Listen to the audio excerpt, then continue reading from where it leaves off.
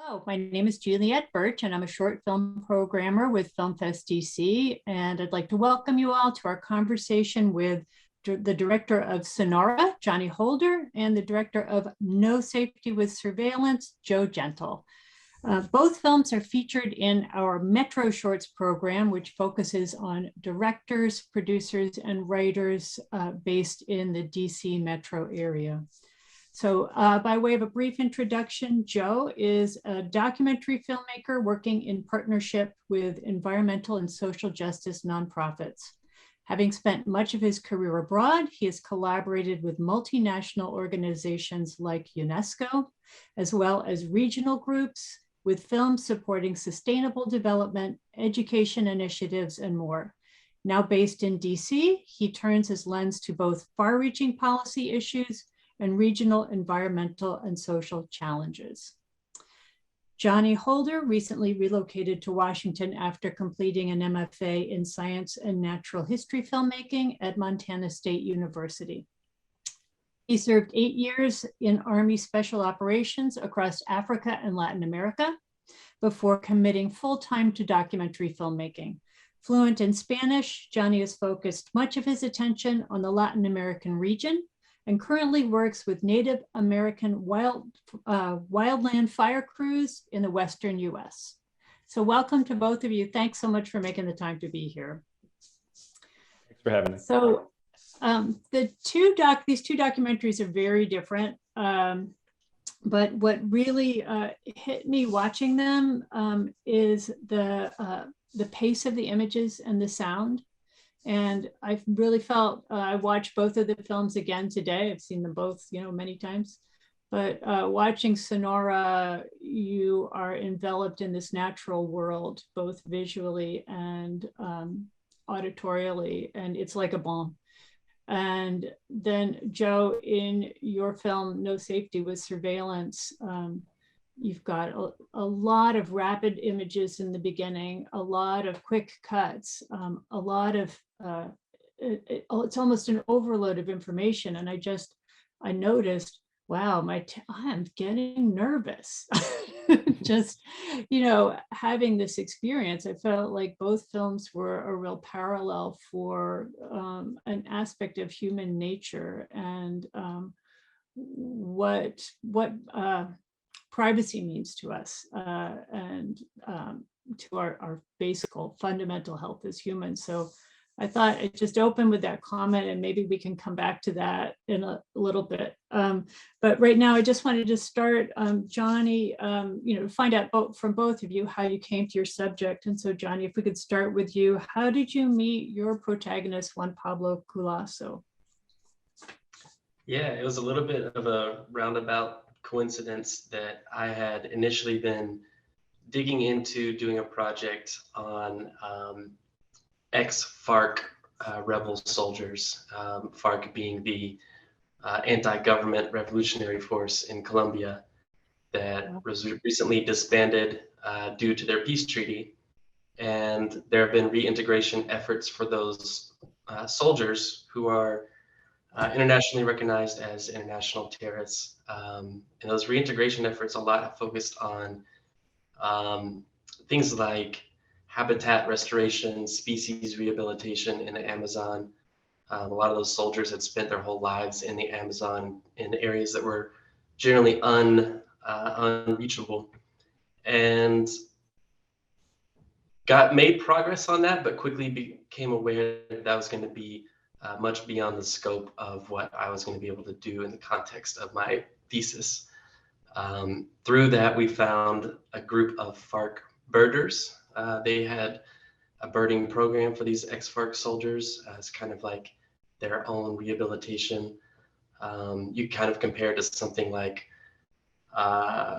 Warriors in Quiet Waters, where they teach ex-soldiers to fly fish, something kind of like that. And through that, I had found Juan Pablo Culasso, who had worked with them and was immediately just really drawn to his presence, his way of speaking. He has a very poetic nature about him, very, very introspective kind of nature about him, and was just really fascinated with how well and mindful he was of his own connection to nature. And so, yeah, I kind of came across him through all of that. And can you say something briefly about the natural region where you were filming, where that was? So Juan Pablo lives in Bogota, the capital of Colombia. And so I was there, based there during production, which was the end of 2019, beginning of 2020. And we mainly kept our filming within a day's drive of Bogota. Bogota is really nicely situated for that. It's at 9,000 feet high. So you can drive 2 hours up in elevation and be in kind of like their equivalent to a high alpine, very dry, very sparse. Or you can drive 2 hours down in elevation and be in a very, very tropical area. So it worked out well for that, where we could take day trips as needed. Overnight trips were, as you can imagine, very complicated, especially in the height of the pandemic, with a sightless subject and all of that. So we were in a very good, lucky location for that. Thank you. And Joe, tell us how you came to your subject and how you got involved with this. Sure. So mine, that pathway goes back to a little bit of what you mentioned when you were talking about my background, which is that I do a lot of work with nonprofits and social justice and environmental work. So I've been helping a New York-based social justice nonprofit called Open Mic, which stands for Open Media and Information Companies Initiative. For about a year, I've been working with them to produce social media videos and other content around some of their campaigns. And their main areas are where they try to engage shareholders that invest in big tech corporations like Facebook and Google and Amazon, and make them aware of issues like the ones that are actually discussed in this video. So a lot of the issues that they cover are things like biometric tech, privacy and data security, technology, and how it fits together with human rights. And those are areas that they're always working on. They're always getting in touch with these companies and with legislators and with just various constituents on all sides to try to move these things toward a more humanistic perspective. And so really it was a discussion that we had where we decided that looking at sort of a general surveillance capitalism perspective, where we're looking at the companies that actually collect a lot of data on us, and it's becoming more and more common. And then also looking at governments and other companies that purchase that data and how they use it, and to sort of combine that all into one story. We decided to take that route. So that's essentially how we arrived at the subject. And how did you find your speakers?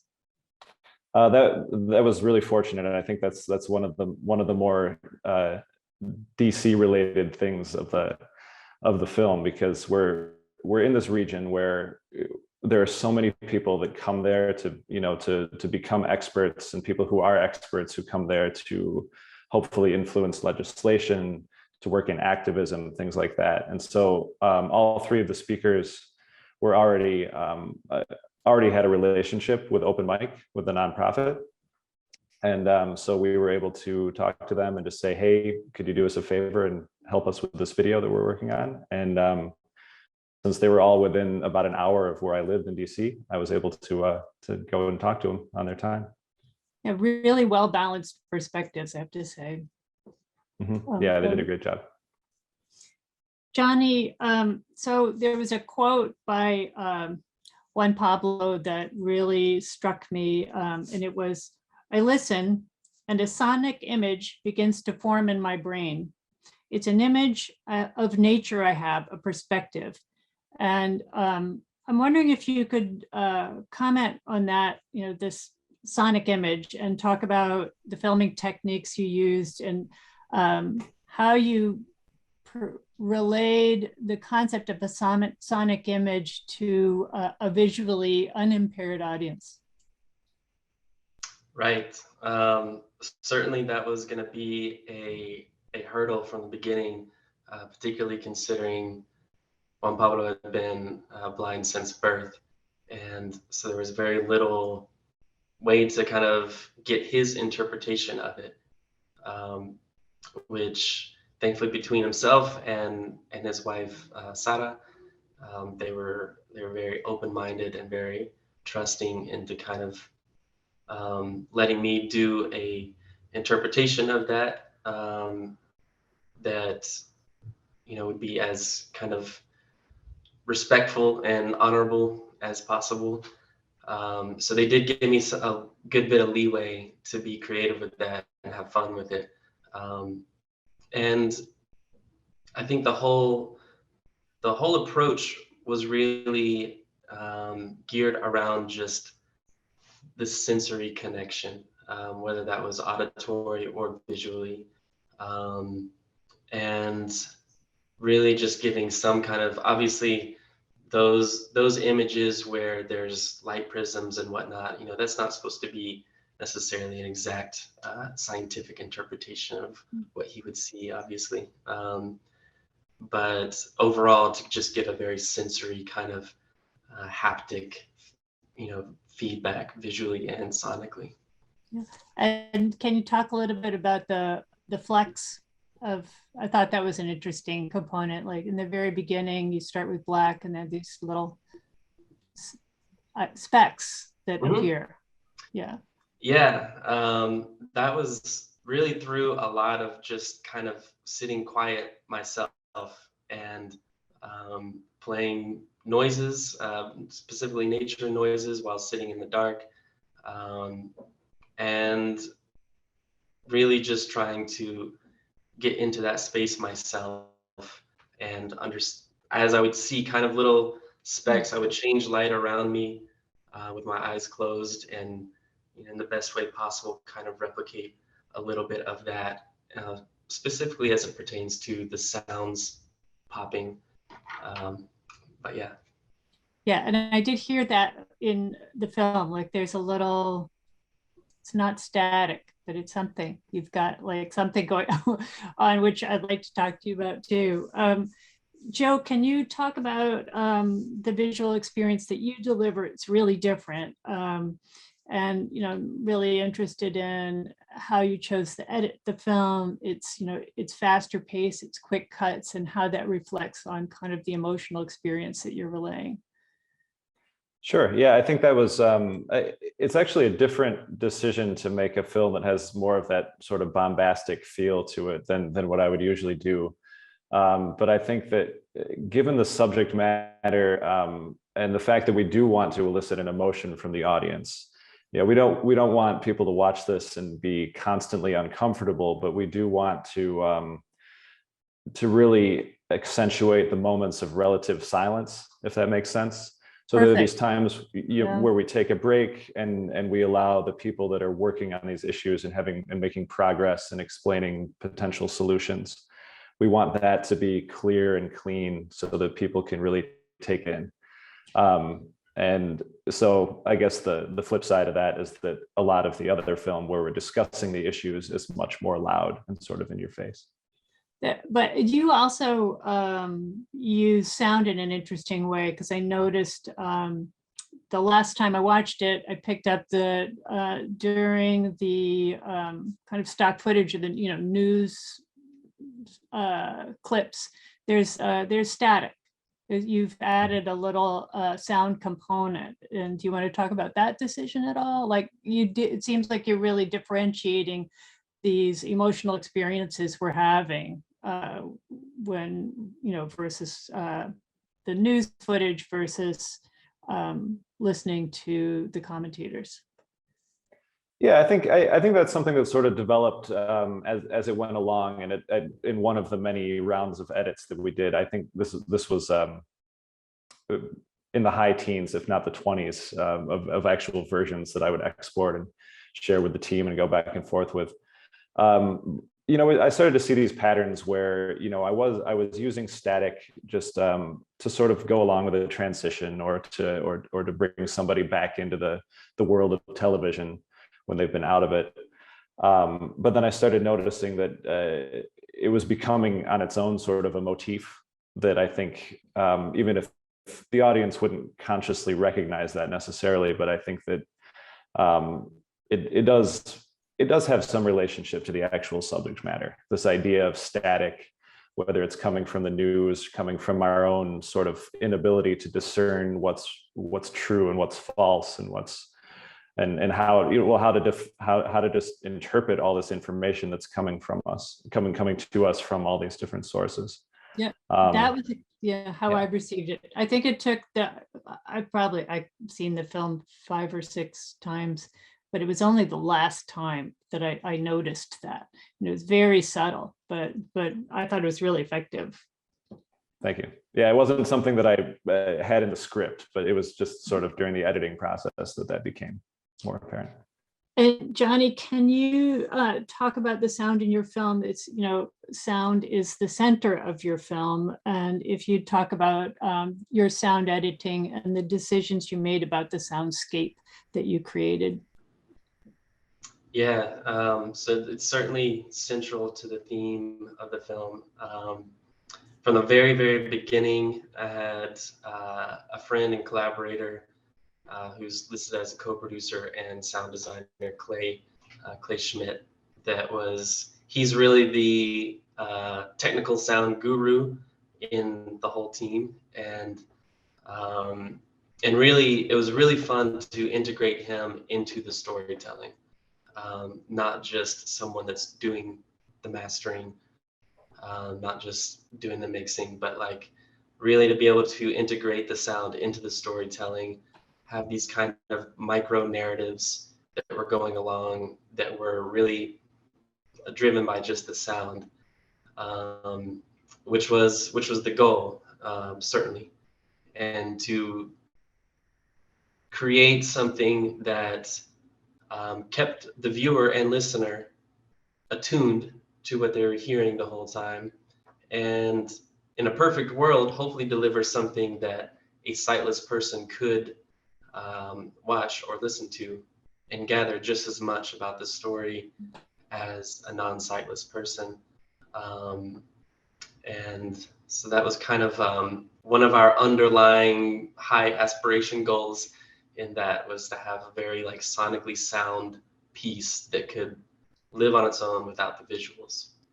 And then you've got this parallel to what Juan Pablo is doing with these recordings. And actually, he has a website that's very interesting, and you can hear the different bird calls that he's recorded and his recordings are quite amazing.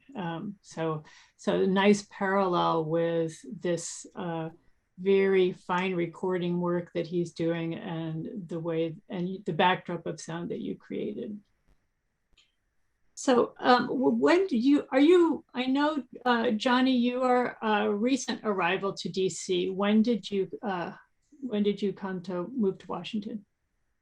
I got here at the beginning of February and actually started a new job here. I was last year working on the Indian reservations out west with Wildland Fire, and moved here to start a new job currently with NOAA Fisheries, doing video with them, kind of like marine biology type explainer videos for their social medias.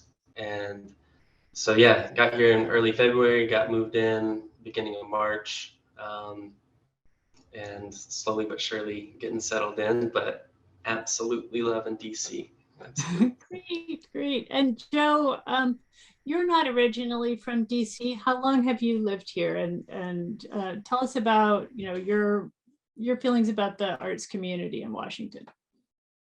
So I've been here about 5 years. I'm originally from Michigan, but before moving to DC, I'd actually lived abroad for most of the previous 10 or 12 years. I was in sort of the Western Balkans, like former Yugoslavia, Albania, and for a little while in California, which was in many ways the weirdest place I've ever lived. But DC it's really nice because coming back to the East Coast is something that I've always it's a part of the U.S. that I've always really loved because of the nature itself is great, just having the old mountains and the ocean right there. But then also, I mean, I still think that of all the places I've lived, the arts community in that corridor between essentially DC and New York is just, it's not rivaled anywhere. There's so many different artistic communities, so many different media. It's just, I don't know, it's still very impressive to me. So in DC, I think that being one of the smaller communities of that area and sort of the less famous, for lack of a better word, it did take me a little while to find it. But I think that, what really helped that was going to a lot of the street festivals that are hosted in the city, and you can really see artists and musicians at work showing what they do, and it's really accessible. And I think that the city itself really promotes that kind of thing. This festival being a great example of that. So it's a lot of fun. Yeah, we, the highlight for us is being able to bring filmmakers together, and this Metro Shorts program is especially a thrill because, you get to network with people who you may actually see again. So, so here's a question. Don't want to I hope it's not awkward. I hope it's interesting. Do you have any questions about each other's film? I've got one. I can go first. Okay. All right, let me just check my list here. Okay, so if this one's too hard, I apologize. I tried to simplify it as best as I could, but it's kind of a complicated question. So some of the other ones have already been covered.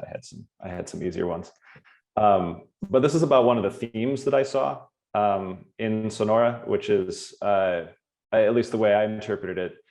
One of the recurring themes that you bring up and that Juan Pablo brings up is about this sort of benefit of blindness, where you can choose what to fear and what not to. And I was wondering, from your perspective as a filmmaker, is that something that you consciously chose to amplify in the film? And do you think it's something that's relevant to sort of a larger audience as well? That's a great question. That is a great question. Thanks for that. That is something that I definitely consciously chose to incorporate into it. It felt very relevant in light of really what's been going on globally the last couple of years, politically and specifically in Colombia too. Right after I left, right after I finished production, Colombia went through a super, super rough couple months of a lot of police brutality, a lot of riots and everything, which has been unfortunately very repetitive in their social scene and political scene. And it did feel very relevant, particularly for someone like Juan Pablo that is kind of shut off from seeing, from that visual stimulation, and something that I myself have been able to relate to somewhat. I think coming from a very intense environment in the military for 8 years, working in human drug trafficking, scenes like that in Central America, to kind of going into hermit mode in Montana for about 5 years, and very consciously tuning out a lot of the political happenings and whatnot, focusing on my own growth, my own healing, my own priorities, having a real creative expression for the first time ever, and how I valued all of those factors. I think being in a place like that for me in Montana was very crucial to help block out the noise during that developmental phase. And for that, I think it felt very relevant to at least myself. But I think universally there is some relevance to, particularly when we are connecting to nature. As individuals, when we go out to nature, it is kind of to be very present and to have moments where we cannot be attached to whatever kind of negativity is going on. And yeah, I'd say that's probably the best I could articulate it. But very well articulated. Yeah, thank you. And Johnny, did you have any kind of question you'd like to ask Joe? And you're not on the spot if you're not ready Sure. to do that. No, I didn't have any particular questions. I did just want to say that I appreciated the both the pacing. That's also pacing that I'm very unfamiliar with working in, and so I'm always curious into how that actually develops, you know, from a process standpoint. It did feel very appropriate, and so I appreciated that, as well as just the balance that was represented in it. It's obviously an extremely important message, and I thought the subjects were wonderful too. So Thanks. Yeah, I appreciate it. And I agree. I think the subjects were without them there, it just wouldn't have been possible to put this together at all. So their expertise is very impressive. I feel like it's just like the tip of the iceberg on these two subjects that are so expansive. And I wish that we had much more time with both of you. But I really appreciate your making the time to talk with us. And to our audience, thank you for listening, and goodbye. Bye. Thanks for having me. thank you all. Thanks, Juliet.